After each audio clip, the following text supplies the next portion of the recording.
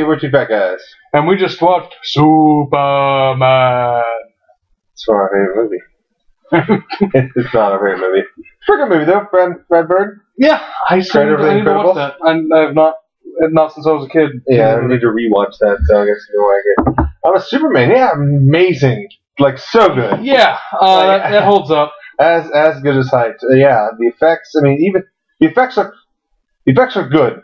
They look great for the time. Oh yeah, for the time, like holy shit. I never sat there and went, oh yeah, nice wires work, whatever. Oh, that's real good blue screening there. Yeah, no, I mean, that was right between Star Wars and Empire. Kind of give it a comparison level, and yeah, I mean, solid stuff. It's the first like big major superhero movie that they put out there, and man, it made an impression. Yeah, like at the time, I think it was like 6th highest grossing movie of all time after it came out. It's a hell of a thing, and man, I understand the studio hated it, but man, I love the free reign that Richard Donner had in this movie. Oh yeah, like I understand that's what led to sort of the division and like 2 going down the way it did. Yeah, he like publicly was like, "Oh, these producers are awful. I hate them all." But man, when he had free range to do what he wanted, it worked out for the best. Great vision as far as everything. I mean, I think there's me just literally grasping at straws to try to find something bad about this movie. And even then, like I think a couple scenes dragged on. Like I think the first flying scene with Lois was way longer than it had to be. Definitely, yeah, it was longer. But my guess is at the time it was like, look at them. They're flying. There are people flying. And that was probably enough to hold the attention of audiences at the time. Yeah, it's probably cool, except it's weird because I noticed that she's like saying a weird almost poem. Yeah, it's song lyrics. They were gonna have her singing that song at the time. What? And then the director's like, let's not do that. Let's just have her kind of talk. Man. What could have been that alternate universe where I'm vice president watching the Superman musical. So well that ended. So that's now I have something to complain about. Thanks. I have something strongly to complain about in this movie. But it's not a musical. And this will surprise Clayton because he knows I'm a stickler for a 3-actor. In this movie, it's very well served by not sticking to sort of a standard 3-act structure.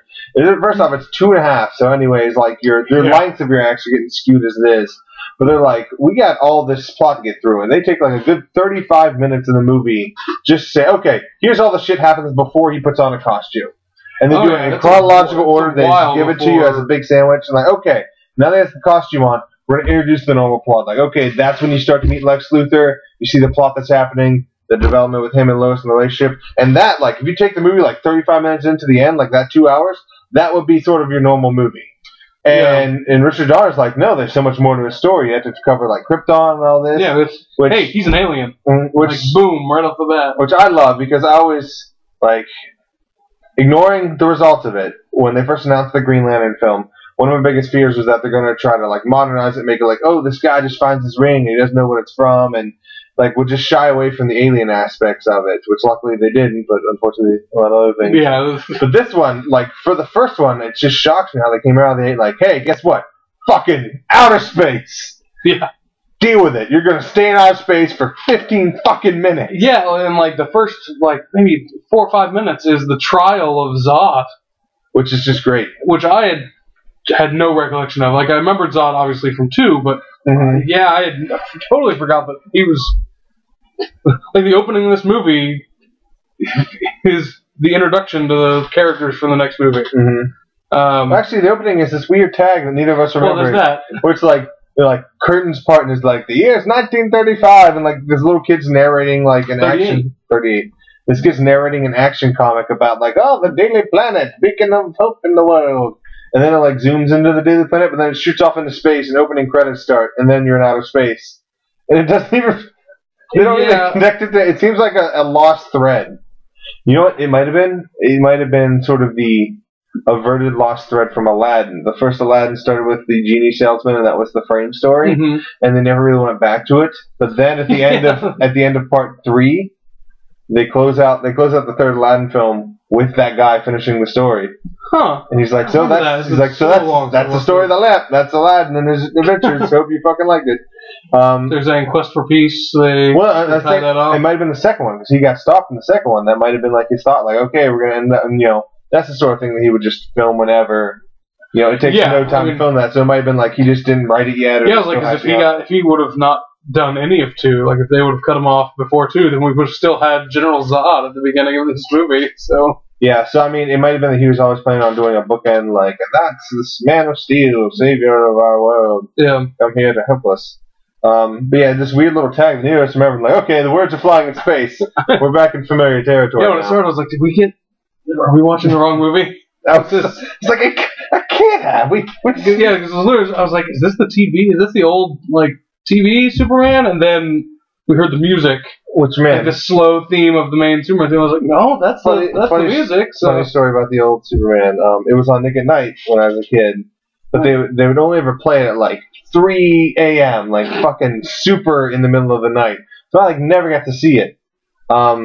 But one night I was really sick. Like I had a crazy high fever. It was like 102 something. Jesus. And like I was up and I couldn't sleep because I was so sick. And Mom was like, okay. I was laying on the couch. She was like taking care of myself. And I was just excited. I was like, oh man, I'm going to watch Superman. Superman's on.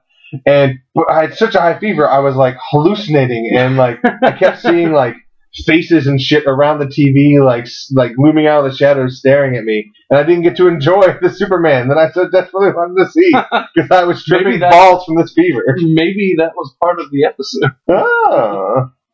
It's big. There's a lot of money into shooting that into your brain.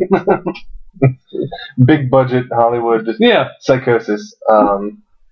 This movie, it holds up shockingly well. I had very high opinion of this movie going in.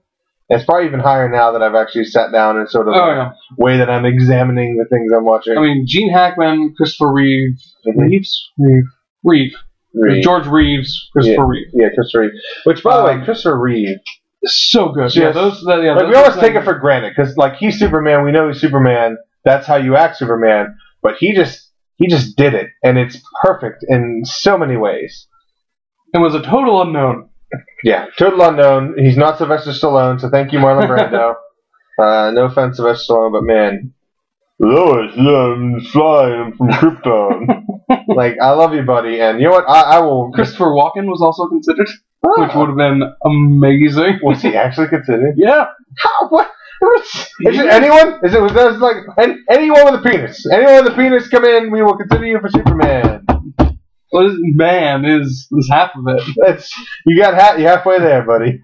Keep trying. Not quite super enough. You're okay, man. I haven't seen much of like young Christopher Walken doing it because he was also considered for Han Solo. So maybe he wasn't as Christopher Walken-y back in the day. I can see Christopher Walken Han Solo. Well, the Kessel Rod. 12 parsecs. It's full, so even though a parsec is a measure of distance. If you pay us, we'll stop doing terrible Christopher Walken impressions on the YouTube. You're starting to drift to like a Woody Allen. my impressions. That's my Woody Allen. That's the extent of my Woody Allen. That seems more like you're Rodney Dangerfield. No respect. Anywho. That's what the video is, right? Terrible impressions. Two bad guys are awful at impressions. Kevin Spacey was great in this movie. Oh, Kevin Spacey, time traveling backwards. Kevin Spacey was very good. He looked just like Gene Hackman. It was amazing. Man, I never thought about how much they look alike. Just like young Gene Hackman and current. Is it like Bruce Willis and? Yeah, it's that glass shattering moment of Joseph Gordon-Levitt and Looper. Like they show that I was like, that's the same person, right? And then it shows that it's Bruce Willis. You go, nope, fuck you. That can't be true. Because it seems a little too plausible. Like, what if they're making a movie about it and throw us off the sentence? Right. What the fuck? Joseph Gordon-Levitt, like at the end of his career, goes back in time. He's like, oh man, I wish I could do more things. Goes back in time, becomes Bruce Willis, changes his name to Bruce Willis. Enters with the Honeymooners. History is made. Not the Honeymooners. Moonlighting. Moonlighting. That's not it either, is it? We were both wrong. It's Moonlighting. Moonlighting. Yeah, it's Moonlighting. Because that's what they do. They're moonlighting. It's their like secret jobs. No.